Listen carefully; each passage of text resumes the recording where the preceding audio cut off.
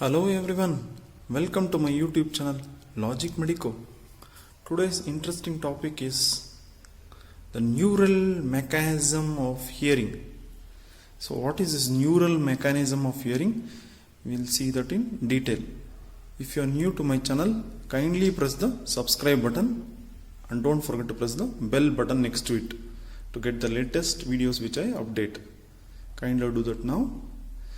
So let's start with this neural mechanism of hearing. So what exactly is neural mechanism of hearing? You can see this in the simplest diagram. There is one organ called as cochlea. Okay, that is a part of the inner ear or the bony labyrinth. So there are parts of the brain stem. They are from below upwards, medulla oblongata, pons and midbrain. And there is a lobe called as temporal lobe of the brain. All these components are involved in neural mechanism of hearing. So what happens? We'll see that. So up to the cochlea, the sound waves are transmitted from the external ear, conducted through external auditory canal. On the ossicles will oscillate and they will amplify the sound waves. Then this tapes is the red color. It will go in and out of this cochlea like a piston. When it goes like that, within the cochlea there is fluids, okay, endolymph and perilymph. First the perilymph is set into motion. The perilymph, a liquid within the cochlea, will be set into motion or waves. So once the perilymph is set into motion, what happens? The wave created in the perilymph will vibrate this membrane called basilar membrane, okay. Upon this basilar membrane, the receptor for hearing is present. That is organ of Corti. You can see inner and outer hair cells. The cilia or the hair-like projections from these hair cells are connected to one membrane called tectorial membrane or membrana tectoria. So you can see this, it's a gelatinous substance in which the hairs of the hair cells are embedded. Okay. So once the wave is created in this perilymph, the basilar membrane will vibrate first, followed by tectorial membrane. This vibration will move the cilia in different directions. So this is called the shearing force. Shearing force is a force which has been created because of the vibration of the basilar membrane and tectorial membrane back and forth. So this causes the cilia to be moving sideways. Okay. So this shearing force is responsible for entry of this ion. This ion is called potassium ion. It's a positively charged ion. When the positive charged ion enters the cell will get depolarized. So when depolarization happens, it reaches one threshold level. So threshold, after the threshold there is shooting up and the repolarization happens. That is together called as action potential or nerve impulse. So until now you understood how the mechanical energy, that is the sound energy, transmitted from external ear, amplified in middle ear, and then converted in the inner ear, the cochlea of the inner ear, into an electrical energy through a wave created in the perilymph and vibration created in the basilar and tectorial membrane, creating a shearing force that causes ions to enter. The ion name is potassium ion, positively charged ion. It will enter the hair cells, creating charge within these cells. The charge will be converted into an information which the nerve can understand or the brain can understand. That information is called as action potential or nerve impulse. You can see this bottom of these hair cells of the organ of Corti are connected to neurons. These neurons are bipolar neuron. It has got peripheral process and central process. Peripheral process is going towards the receptor cell. Central process is going towards the brain. While going to the brain, it itself cannot reach the brain. All the way it can't reach the auditory cortex. So it will take the help of multiple neurons. So there is a relay of information or synapse between various orders of neuron. There is a first order neuron, second order neuron, third order neuron, fourth order neuron, fifth order neuron. Ultimately it reaches auditory cortex, the area number 41 and 42 in the temporal lobe of the brain. Superior temporal gyrus of the brain. It will reach there. So these neurons which carries the information will be 5 orders of neurons. So there will be multiple synapses between them, each set of neurons. This is one neuron I have shown. Like this, millions of neurons will be there connecting to the auditory cortex.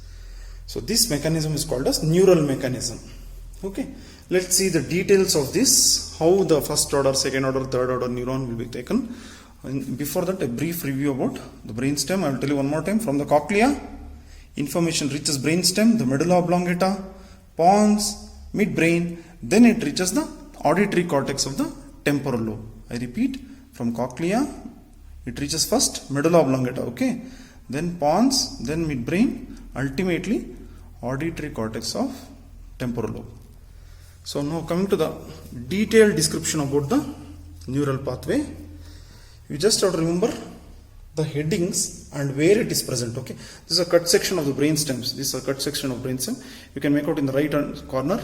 The simplest way to reproduce these diagrams in the exam: medulla oblongata, pons, midbrain, MGB, that is medial geniculate body of thalamus. Last one is auditory cortex, that I have labeled the other side. Okay, auditory cortex.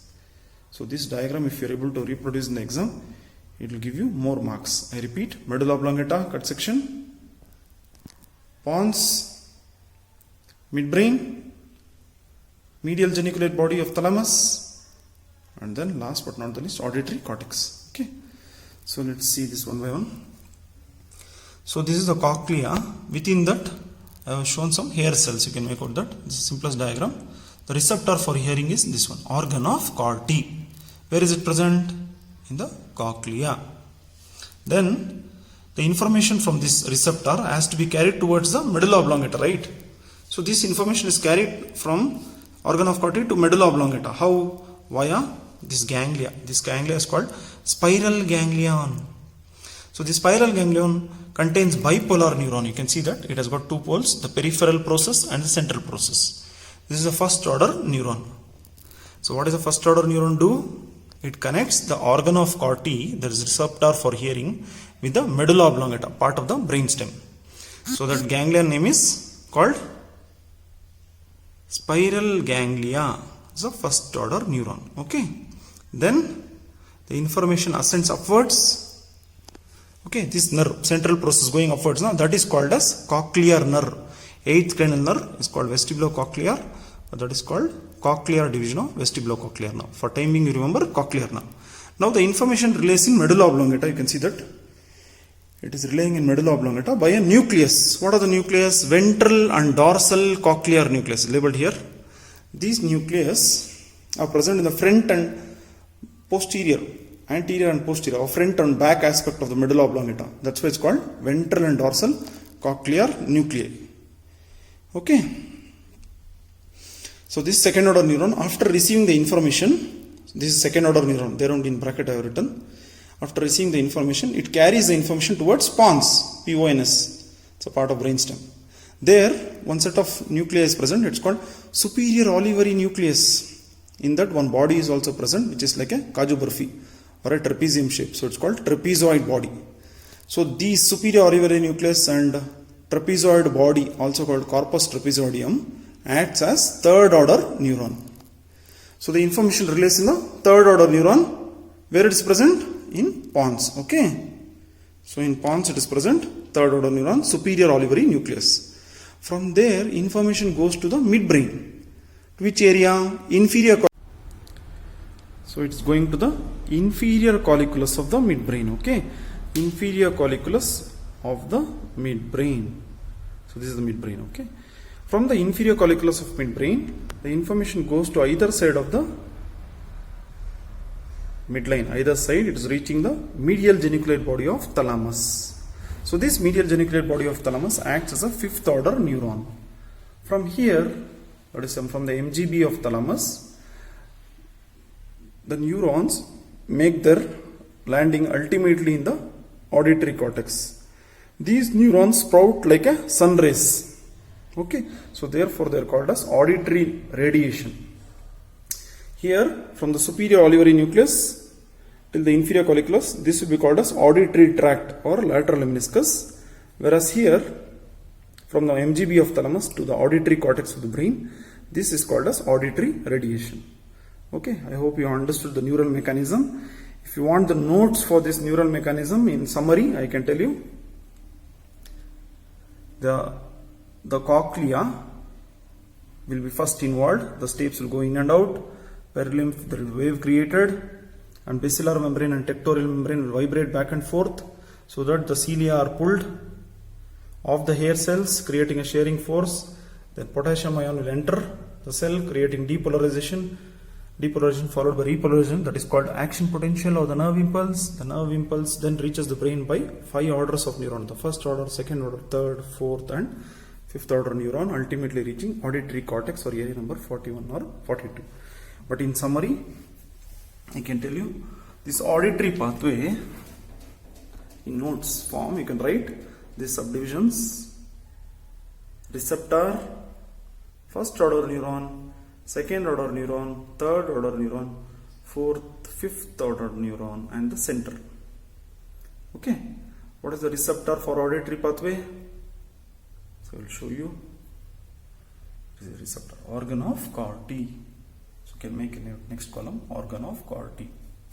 What is the first order neuron? I will show you. This is the first order neuron. See, spiral ganglia. It's a bipolar neuron. Spiral ganglia is a first order neuron.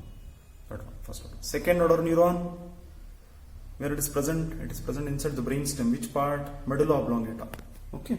This medulla oblongata is present. Ventral and dorsal cochlear nucleus. Okay. So that you can make a note. Second order neuron, ventral and dorsal cochlear nucleus. Next, what is the third order neuron? The third order neuron is present here in the pons.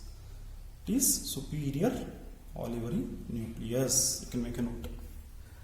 Third order neuron is superior olivary nucleus of the pons. The fourth order neuron, it is present in this part of the brainstem, midbrain. Okay, this is the fourth order neuron, inferior colliculus of midbrain. So you can make a note. Fourth order neuron is inferior colliculus of midbrain. Whereas the fifth order neuron is present in thalamus. It is MGB of thalamus, medial geniculate body of thalamus. I will show it here. See this one. Above the midbrain it is there, no? MGB of thalamus. Fifth order neuron. Okay. Last but not the least, what is the center for this? Definitely auditory cortex. Which lobe of the brain? Temporal lobe of the brain, area number 41 and 42. So center is auditory cortex, area number 41 and 42.